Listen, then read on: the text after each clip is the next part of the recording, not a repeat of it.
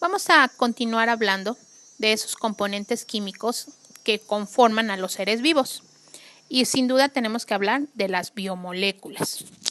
¿Qué podemos decir de ellas? Bueno, podemos decir que forman parte de todos los seres vivos, pero también tenemos que decir que son muy similares entre sí, en su estructura y en su función. Por esa razón, tenemos que saber cuáles son.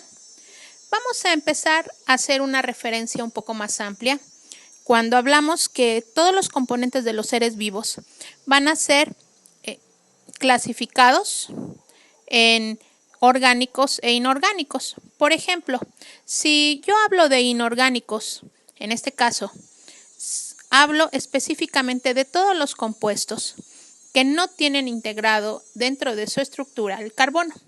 Por ejemplo, la sal, cloruro de sodio. O puedo también mencionar a un ácido clorhídrico, que es HCl. Entonces, ellos son compuestos inorgánicos. Por otro lado, vamos a tener a los compuestos orgánicos. Ellos tienen en su esqueleto principalmente carbono. Si yo entiendo esta diferencia principal, puedo recordar un poco lo que vimos la semana pasada, cuando decíamos que teníamos en los inorgánicos al agua principalmente, con todas sus características. Decimos que aunque es inodora, incolora e insípida, va a ser un compuesto muy estable y va a formar o estar formado por 2 átomos de hidrógeno y 1 de oxígeno. Y entonces esta característica del agua hace que sea principal para la vida. También vamos a estar considerando a los minerales y los electrolitos. Acuérdense que dijimos que eran parte de los oligoelementos. Yo puse aquí un ejemplo, la sal. Pero hay muchos más minerales que están presentes en los seres vivos. Entonces, agua y minerales son parte de los compuestos inorgánicos. ¿Qué pasa con los orgánicos? Bueno, les recuerdo que dijimos que los orgánicos son aquellos que tienen carbono dentro de su estructura, ya sea que se integren en el ciclo del carbono o en su estructura como tal. Para ello voy a hablar de 5 grandes grupos. Voy a reconocer a las proteínas, voy a reconocer a los lípidos, también podemos mencionar a los glúcidos o hidratos de carbono. Les dicen comúnmente carbohidratos, aunque esa es una traducción incorrecta del inglés. Lo más correcto es decir hidratos de carbono. Tenemos a los ácidos nucleicos y a las vitaminas. Pero podemos ver estos mismos 5 grupos, que no son otra cosa más que las biomoléculas, desde otro concepto.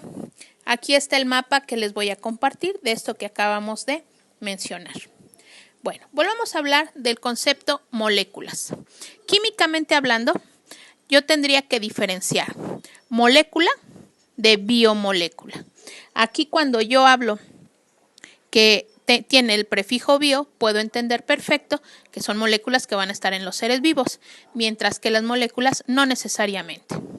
Vamos a ver la definición de molécula. Dice que la molécula es una agrupación definida y ordenada de átomos. 2 o más átomos ya pueden formar una molécula y constituyen la porción más pequeña de una sustancia pura, pero va a tener sus propiedades muy específicas. El mejor ejemplo, pues, es el agua, ¿no? Ahí son 3 átomos, hidrógeno, oxígeno. Ahí están. Y entonces, cuando se unen, cambian sus características. También podemos mencionar a la sal para recordar este asunto. Entonces, van a estar unidas varios átomos y van a tener propiedades muy específicas. ¿Qué pasa si yo quiero definir una biomolécula? Bueno, pues es también, por definición, es un compuesto químico, pero que se va a encontrar en los organismos vivos. Estos decimos que están formados principalmente por el CHON, carbono, hidrógeno, oxígeno, nitrógeno, sulfuro y fósforo.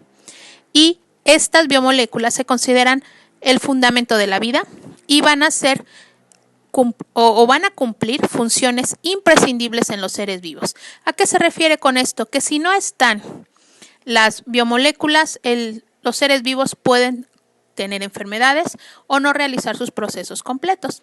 A eso nos referimos con imprescindibles. Nuevamente, dentro de las biomoléculas vamos a enlistar a los hidratos de carbono, que son esas sustancias dulces. Yo aquí las estoy representando en el pan como parte de las harinas o las azúcares que se utilizan para cocinarlo. El arroz, que es una representación de los almidones. Otros son los lípidos o también se les conoce como grasas. Yo puse aquí para representar a la mantequilla y a los aceites. Tenemos también a las proteínas. Van a estar presentes en la estructura celular. Esto es lo que representa. Aquí van a estar esta figurita. Van a ser las que representan a las proteínas, pero también las podemos encontrar en muchos alimentos como la carne, el huevo, la leche.